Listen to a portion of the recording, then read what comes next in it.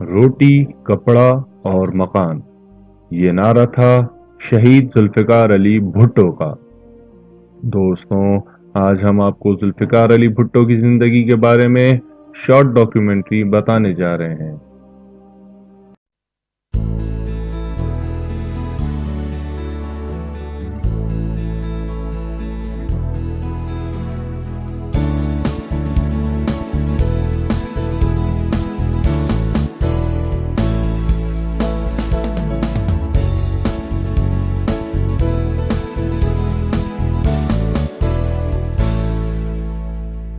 ذوالفقار علی بھٹو 5 جنوری 1928 کو لاڑکانہ میں پیدا ہوئے۔ بھٹو کوئی قوم نہیں ہے، بلکہ یہ بھارت کے ایک گاؤں کا نام تھا۔ بھارت کے ضلع حصار کے قصبے سرسا میں ایک گاؤں بھٹو تھا، جو اب بھی دریائے سرسوتی کے کنارے آباد ہے۔ جب دریائے سرسوتی خشک ہوا، قحط پڑا، وہاں کے مکین ہجرت کر کے لاڑکانہ میں آباد ہوئے۔ بھٹو خاندان اس گاؤں کی مناسبت سے بھٹو کہلایا۔ ذوالفقار علی بھٹو کے 4 بچے تھے، 2 بیٹے مرتضی بھٹو اور شاہ نواز بھٹو، جبکہ بیٹیاں صنم بھٹو اور بے نظیر بھٹو۔ یوں تو پاکستان میں موروثی سیاست اور موروثی سیاسی خاندانوں کی کمی نہیں، مگر سندھ کا بھٹو خاندان وہ خاندان ہے جس کی سر پر حکومت کا تاج قیام پاکستان سے بھی قبل سے ہے۔ اس خاندان کے سب سے پہلے وزیر اعظم کا اعزاز ذوالفقار علی بھٹو کے والد اور بے نظیر بھٹو کے دادا سر شاہ نواز بھٹو کو حاصل ہے، جو کہ قیام پاکستان سے قبل گجرات کے دیوان اور وزیر اعظم رہے۔ انہی کے گھر میں 5 جنوری 1928 کو ذوالفقار علی بھٹو کی پیدائش ہوئی۔ ذوالفقار علی بھٹو نے لنکنز ان سے بیرسٹری کی تعلیم حاصل کی۔ وہ پیشے کے لحاظ سے وکیل اور پروفیسر بھی رہے۔ ملک کے اندر جب ایوب خان کی حکومت قائم ہوئی تو بھٹو کی ذہانت کو دیکھتے ہوئے انہیں وزیر خارجہ مقرر کیا گیا۔ غالباً یہ 1963 کا سال تھا۔ پھر تاشکند کے معاہدے کے دوران ایوب خان اور ذوالفقار علی بھٹو کے درمیان تنازع پیدا ہوا، جس کے بعد ذوالفقار علی بھٹو نے ایوب خان سے جدا ہو کر اپنی علیحدہ سیاست شروع کر دی۔ بھٹو نے 1967 میں عوام میں بے پناہ مقبولیت حاصل کی اور اپنی سیاسی جماعت پاکستان پیپلز پارٹی کی بنیاد رکھی۔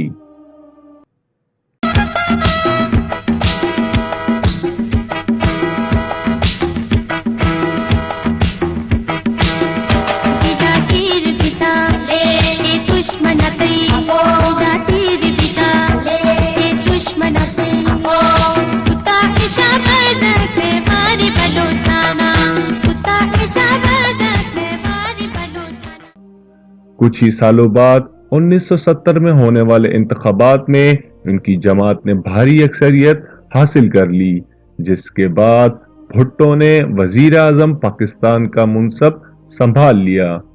دوستوں، ذوالفقار علی بھٹو پاکستان کے وہ واحد وزیر اعظم تھے جو پہلی بار پاکستان میں عوام کے ووٹوں پر مقرر کیے گئے تھے۔ بھٹو نے غریب عوام کے حقوق کی جنگ شروع کی، جس سے مزدوروں، کسانوں اور طلبہ کو نہ صرف طاقت ملی بلکہ ملک کے اندر خوشحالی کے نئے سفر کا آغاز ہوا۔ 1971 میں بھارت سے ہونے والی جنگ، جس کے نتیجے میں مشرقی پاکستان بنگلہ دیش میں تبدیل ہو گیا اور ہمارے 93,000 فوجی بھارت کی قید میں چلے گئے۔ ان قیدیوں کو واپس لانا اور بھارت کے قبضے میں چلی جانے والی 5000 اسکوائر میل زمین کو واگزار کرانا ان کا قابل قدر کارنامہ تھا، جسے رہتی دنیا تک فراموش نہیں کیا جا سکتا۔ اس کے علاوہ پہلی اسلامی سربراہی کانفرنس، اسلامی بینک کا قیام، پاکستان اسٹیل مل، معاشی پالیسی اور مزدور کسان پالیسی وغیرہ ان کے بہترین کارناموں میں شامل ہیں، جس کے سبب انہیں عوام میں بھرپور مقبولیت حاصل ہوئی۔ مگر اس کے ساتھ ساتھ بھٹو کے خلاف سازشوں کا بھی آغاز ہوا، اور 1977 میں جب ایک بار پھر انتخابات ہوئے تو مذہبی جماعتوں نے پیپلز پارٹی کی واضح اکثریت سے کامیابی کے باوجود ان کے خلاف احتجاجی تحریک شروع کر دی، جس کی بنیاد پر 5 جولائی 1977 کو اس وقت کے آرمی چیف جنرل ضیاء نے آئین پر شب خون مار کر ملک کے اندر مارشل لاء کا نفاذ کر دیا۔ مسٹر بھٹو کی حکومت ختم ہو چکی ہے، سارے ملک میں مارشل لاء نافذ کر دیا گیا ہے، قومی اور صوبائی اسمبلیاں توڑ دی گئی ہیں، صوبائی گورنر اور وزیر ہٹا دیے گئے ہیں، البتہ آئین کو منسوخ نہیں کیا گیا ہے، اس کے بعض حصوں پر عمل درآمد روک لیا گیا ہے، اور ذوالفقار علی بھٹو کو گرفتار کر کے جیل کی سلاخوں کے پیچھے دھکیل دیا گیا۔ پھر اس وقت کی عدالتوں نے انہیں احمد رضا قصوری کے والد نواب محمد احمد قصوری کے قتل کے الزام پر 4 اپریل 1979 کو پھانسی کے پھندے پر لٹکا دیا۔ پیپلز پارٹی کو صفحہ ہستی سے مٹانے کے لیے اس کے کارکنان کو پھانسی کے پھندے پر لٹکانے، کوڑے مارنے اور انہیں پابند سلاسل کرنے کی سخت سزائیں سنائی گئیں، مگر چونکہ حق حکمرانی اسی خاندان کی قسمت میں لکھا تھا، لہذا بیگم نصرت بھٹو اور محترمہ بے نظیر بھٹو کی طویل جمہوری جدوجہد کے بعد پاکستان پیپلز پارٹی کو 2 بار بے نظیر بھٹو کی وزیر اعظم بننے اور پھر آصف علی زرداری کی صدارت کی صورت میں حکمرانی کا تاج ملا۔ اس میں کوئی انفلیکسیبل نہیں ہو سکتا۔ میں یقین دلانے چاہتی ہوں mister speaker, through you to the leader of the opposition and the opposition members, کہ ہم 2 پارٹی سسٹم پر یقین کرتے ہیں۔ ہم لیڈر آف دی اپوزیشن کو as leader of the opposition accept کرتے ہیں to fight for democracy against the military dictatorship imposed upon this country. I wanted to fight for the restoration of the constitution, for the rule of law, for the emancipation of the people of Pakistan. میں leader of the opposition. اور آج بھی اگر سندھ میں Pakistan Peoples party کی حکومت قائم ہے تو یہ ذوالفقار علی بھٹو کی کاوشوں اور قربانیوں کا ثمر ہے۔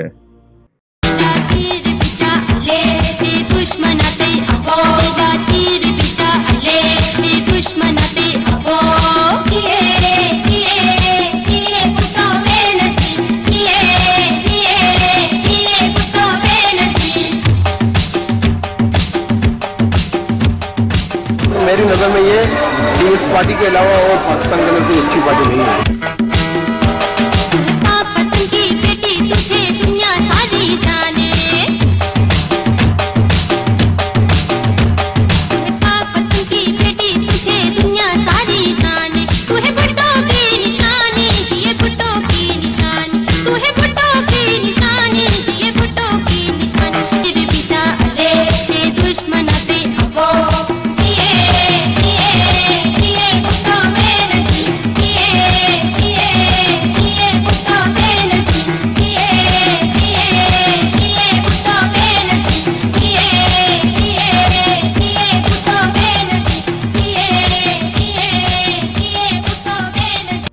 دوستوں، امید کرتے ہیں کہ یہ ویڈیو آپ کو پسند آئی ہوگی۔ اگر ویڈیو اچھی لگے تو اسے لائک کیجئے، کمنٹ کیجئے اور شیئر کیجئے، اور ہمارا چینل سبسکرائب کرنا نہ بھولیں۔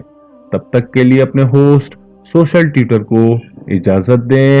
اللہ نگہبان۔